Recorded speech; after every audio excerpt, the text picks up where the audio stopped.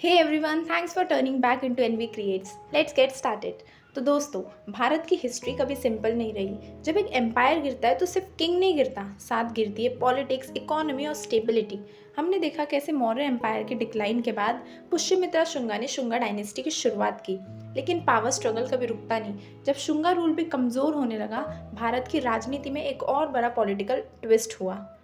Shunga dynasty के last rural the Devabhuti historical record के मुताबिक वो एक वीक और लग्जरी लविंग किंग थे जो अपने राज्य के इम्पोर्टेंट मैटर्स को नेग्लेक्ट कर रहे थे। पॉलिटिक्स में इंस्टेबिलिटी बढ़ रही थी और उसी वक्त स्टेज पे आए एक powerful minister, Vasudeva Canva. Vasudeva Canva एक ब्राह्मण और ट्रस्टेड मिनिस्टर थे जिन्होंने देखा कि एम्पायर एक कोलैप्स की तरह बढ़ रहा है। 73 बीसी में उन्होंने देवभूति को रिमूव करके अपना कंट्रोल एस्टैब्लिश किया। यहीं से शुरू होती है कैनवा डायनेस्टी। कैनवा रूरल ने मगध रीजन को अपने कंट्रोल में रखा, जिसका पॉलिटिकल कैपिटल था पाटलिपुत्रा।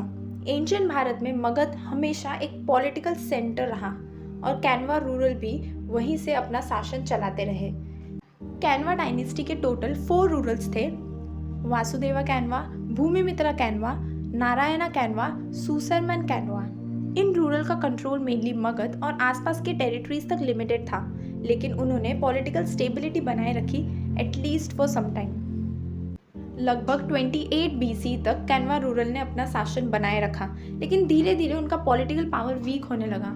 कुछ हिस्टोरिकल सोर्सेज कहते हैं कि सतवाहनाज रूरल या दूसरे रीजनल पावर ने कैनवा डायनेस्टी को हटा दिया।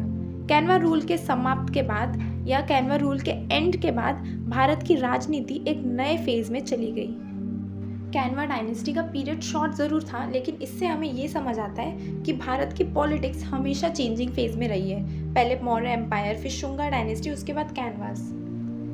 हर डायनेस्टी के साथ एक नई कहानी, एक नई स्ट्रगल, एक नया challenge, and that's why ancient Bharat की हिस्ट्री हमेशा फैसिनेटिंग रही है।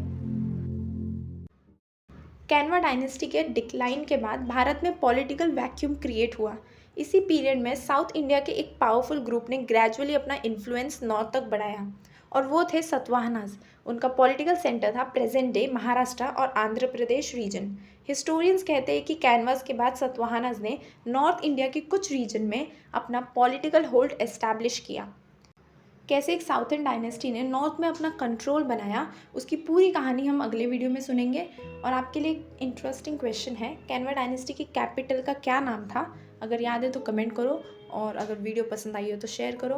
तब तक के लिए take care and keep learning. Thank you.